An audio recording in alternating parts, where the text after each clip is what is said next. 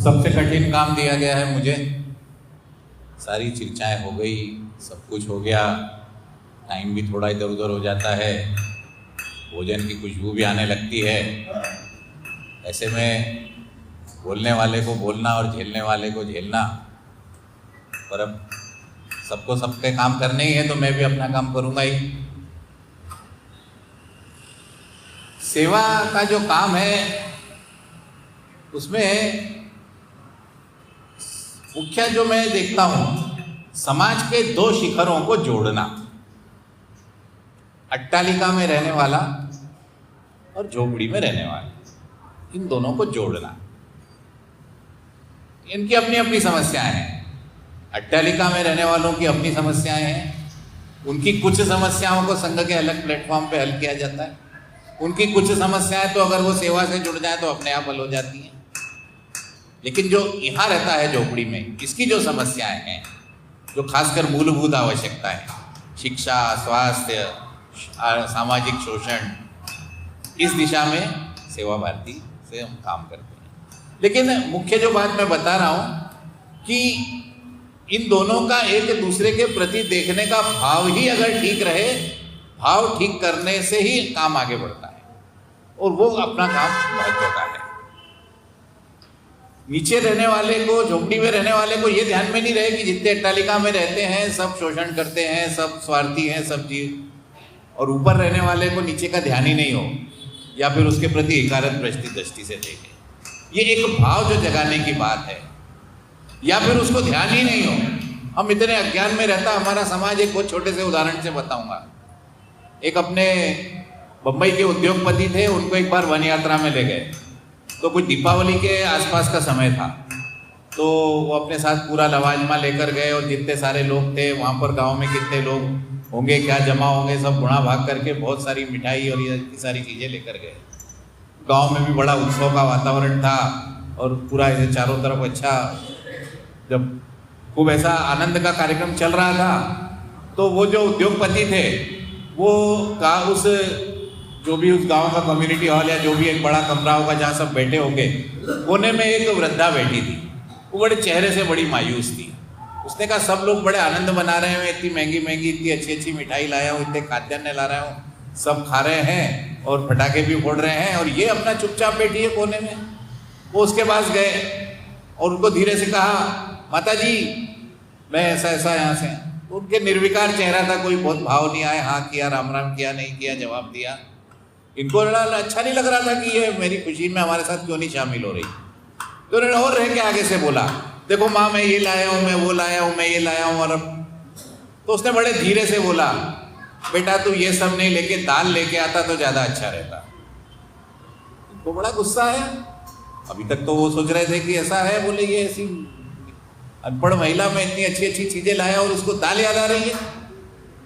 तो उसने धीरे से बोला, बेटा हमको तो जिस दिन चावल के साथ दाल मिलती है ना, हमारी दिवाली उसी दिन हो जाती है।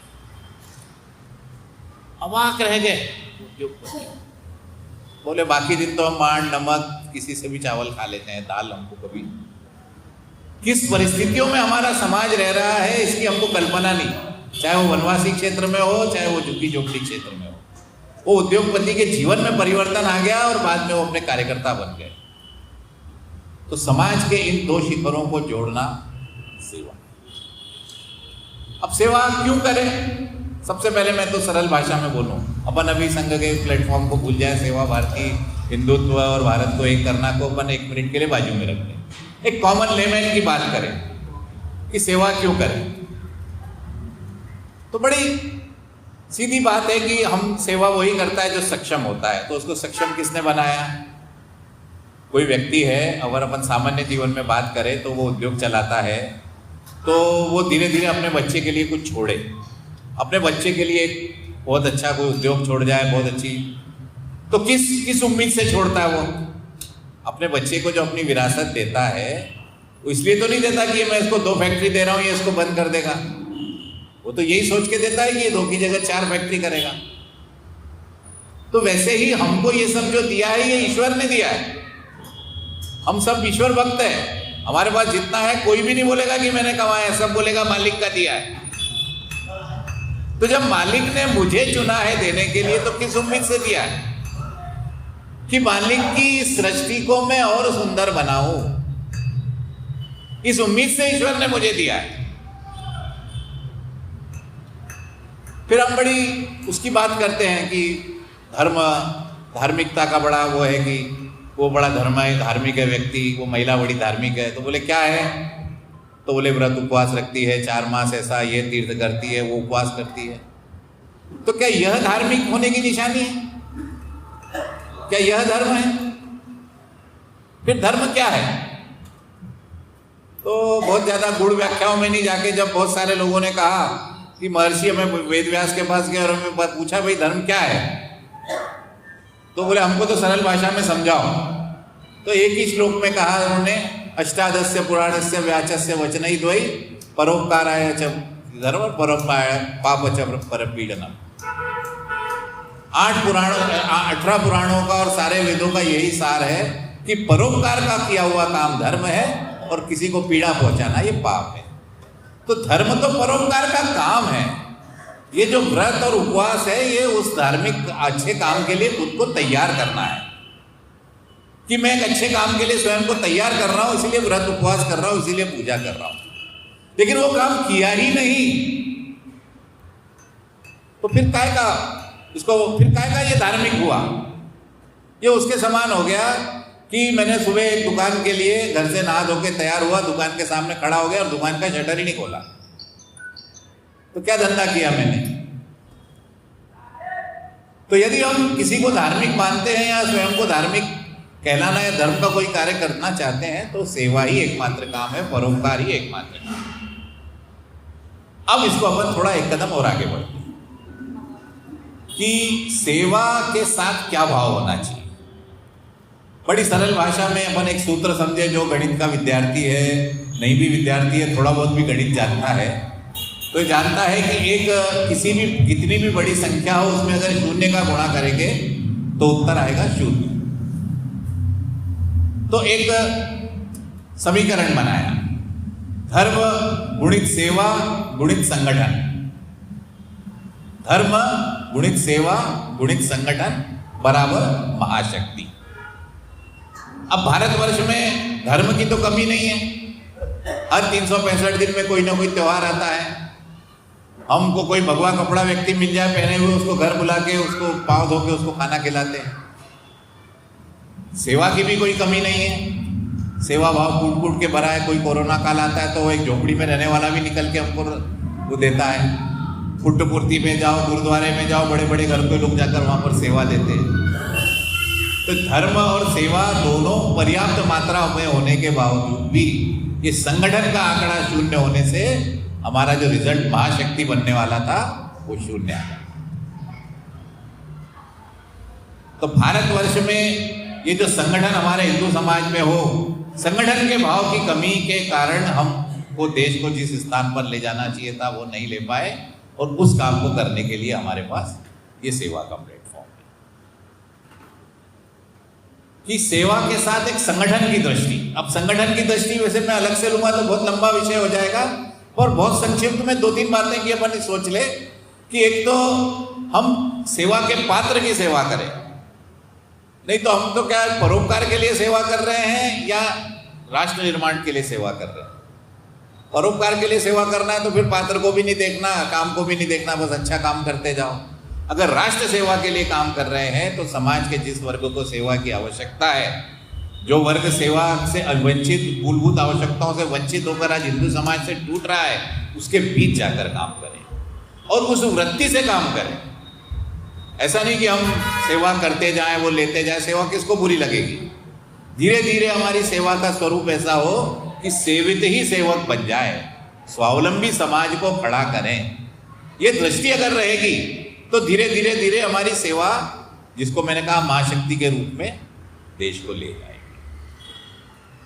तो अब इस सेवा के कार्य की आवश्यकता क्या है? तो वैसे तो बहुत सारी बातें कही जा सकती हैं, लेकिन आज जब हम कार्यकर्ता के रूप में यहाँ बैठे हैं, लगभग इसमें से 95-98% संघ की विचारधारा से, संघ के प्रेरित लोग ही हैं, जो कोई ऐसा होगा जो बाद में नया जुड़ा होगा। तो अगर जब हम इस प्लेटफॉर्म पे आज देश की परिस्थिति की बात करते हैं तो सेवा के काम की क्या आवश्यकता है ये बताने के लिए मैं छोटी सी कथा बताऊंगा। बहुत ज़्यादा लंबी बात नहीं करेंगे, 5 मिनट में मैं समाप्त ही करूंगा। उससे हमको ध्यान में आएगा कि सेवा के काम की क्या आवश्यकता है। आज खासकर आज के समय में सबसे ज़्यादा आवश्यकता इसी काम की। ये ग्रीक समय की बात है।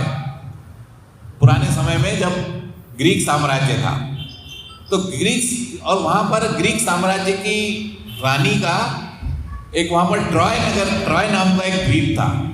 उस ट्रॉय के राजकुमार ने उस हेलेना नाम की जो ग्रीक की रानी थी उसको वो भगा कर ले गया और ट्रॉय द्वीप में ले आया। तो ग्रीक राजा को बड़ा गुस्सा आया, स्वाभाविक रूप से उसकी रानी को कोई भगा कर ले जाए। तो उसने ग्रीक राजाओं को इकट्ठा करके और ट्रॉय नगर पे आक्रमण बोल दिया। अब ट्रॉय नगर कुछ ऐसा बना था कि वो नगर बीच में बसा था और चारों तरफ एक मजबूत किले की दीवार थी और उसमें एक प्रवेश द्वार था। उस द्वार में घुसना बिल्कुल कठिन था, केवल वो ग्रीक लोग ही घुस सकते, ट्रॉय नगर के लोग ही घुस सकते थे, वो ही निकल सकते थे। तो बाकी चारों तरफ ये समुद्र से घिरा था। तो जो समुद्र से जब ये ग्रीक सेना वहां पर पहुंची और ट्रॉय नगर के सैनिक बाहर निकले तो इनके बीच में युद्ध चला, लंबा युद्ध चला, महीनों तक युद्ध चला। ये उस द्वार को प्रवेश करने में सफल नहीं हो पाए। उन्होंने कहा कोई लाभ तो है नहीं। तो उन्होंने निराश होकर भागने का नाटक किया ग्रीक सेना ने कि अब तो हम कुछ कर नहीं सकते, रानी को भी छोड़ दे, सबको छोड़ दे, हम वापस जा रहे हैं। और उन्होंने अबाउट टर्न करके वापस जाने लगे। ये भी थक तो चुके थे। उन्होंने कहा चलो अच्छा है, दुश्मन खुद ही भाग रहा है। वो उधर चले गए, ये इधर चले गए। इधर आने के बाद ये ग्रीक लोग रुक गए और उसमें से एक बहुत चतुर सेनापति था, उसने एक छोटी सी योजना बनाई। सब लकड़ी के जहाज थे, उनमें से लकड़ी निकाली और एक लकड़ी का बहुत बड़ा घोड़ा बनाया। बड़ा बहुत लंबा चौड़ा, 50-60 फीट, 20 फीट ऊंचा, और उसको एक बड़ा अच्छा शेप दे दिया। ट्रोजन हॉर्स के नाम से ये कहानी आपको गूगल पे मिल जाएगी। ट्राय से ट्रोजन हॉर्स। और उसके अंदर, पेट के अंदर उसमें छेद किया और 100-150 सैनिक उस घोड़े के पेट में जाकर बैठ गए और बाकी सैनिक वापस चले।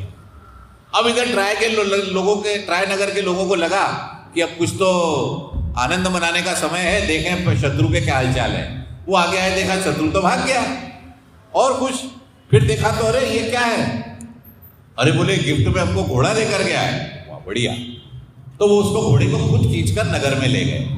कुछ लोगों ने मना किया, अरे भाई देखो ऐसी चाल है, हो सकता है उनकी, पर वो तो आत्ममुग्ध अवस्था में थे। अरे बोले चलो तो हम तो बहुत आज खुश हैं, और उस घोड़े को अंदर लेकर आए, दरवाजे को बंद किया और उत्सव मनाने लगे, रंगरेलियां मनाने लगे। मौके का इंतजार था। वो 150-200 सैनिक जो अंदर थे वो बाहर निकल गए और उन्होंने पूरे ट्रॉय नगर को कब्जे में लेकर जो भी वहां तांडव करना था वो कर दिया। ऐसी आत्ममुग्ध अवस्था का शत्रु कैसा फायदा उठा सकता है?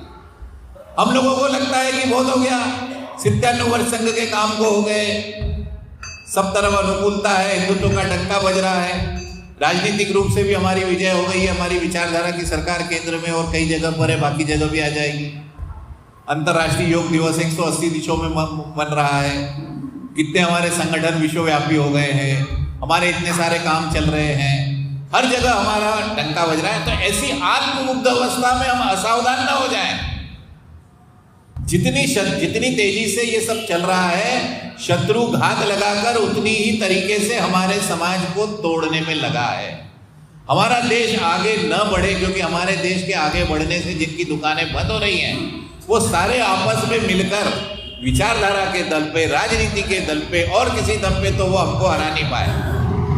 अंदर से वो हमारे समाज को तोड़ने और खोखला करने के जो षड्यंत्र रच रहे हैं, उससे हम असावधान रहे तो हमारी ये 97-98 साल की तपस्या को ग्रांट भी लग सकता है और कोई ऐसा सेटबैक आ सकता है कि हम वर्षों और पीछे न चले जाएं। तो सबसे ज्यादा हमें इस कार्य की आवश्यकता है। इस सेवा के कार्य के लिए सेवा बस्तियों में हमारा जाना आना बनता रहे। हमारे जो इस सम्मेलन करने के पीछे एक उद्देश्य ये भी था, उस दिशा में अभी हम बहुत ज्यादा तो नहीं प्लानिंग कर पाए हैं, लेकिन उसको एक पेपर पर लाना है कि हमारी कोई भी बस्ती छूटी हुई ना हो। जैसे अभी नंदू जी ने कहा कि भाई वो जहाँ सरल लगता है वहाँ कर लेते हैं, संघ की शाखा भी लगती है, यहाँ केंद्र चलता है तो यहाँ स्वयंसेवक मिल जाएंगे, और केंद्र चलाने वाला भी बोलता है यहाँ शाखा लगती है तो यहाँ अपने को अच्छे स्थान मिल जाएगा। हमको चिन्हित कर कर अन्य बस्तियों को, जैसे 110 बस्तियों में से 74 बस्तियों में काम चल रहा है, तो बाकी 36 बस्तियों में अन्य संगठनों को हम सौंप सकते क्या? हमारा उद्देश्य सेवा तो है ही, लेकिन हमारा मुख्य उद्देश्य हमारे राष्ट्रीय विचार को वहां पर पहुंचाना है। तो इस माध्यम से नहीं तो उस माध्यम से, उस माध्यम से नहीं तो इस माध्यम से हमारा हिंदुत्व का विचार हर जगह पर पहुंचे, इस दिशा में हमको प्रयास करना है। बस एक छोटी सी बात बोलकर अपना मैं कथन समाप्त करूंगा कि ये बड़ी तेजी से परिवर्तन हो रहा है। जगत जननी भारत माता अपने सिंहासन पर आरूढ़ होकर फिर विश्व गुरु बनने की दिशा में बढ़ रही है। वो दिन 4 दिन बाद आएगा, 40 दिन बाद आएगा, कि 400 दिन बाद आएगा, कि 4 साल बाद आएगा, ये तो अपन मैं नहीं कह सकता, लेकिन वो दिन जल्द ही आएगा। हो सकता है हम अपने चर्म चक्षुओं से देखें, पर वो दिन कब आएगा और तालियां जब बजेगी तो हमारा नाम ताली बजाने वालों में होगा कि उस दिन को लाने में हमने भी मेहनत की है, ये पालने वालों में होगा। ये अगर हम विचार करेंगे तो हमारा सम्मेलन में आना सफल होगा।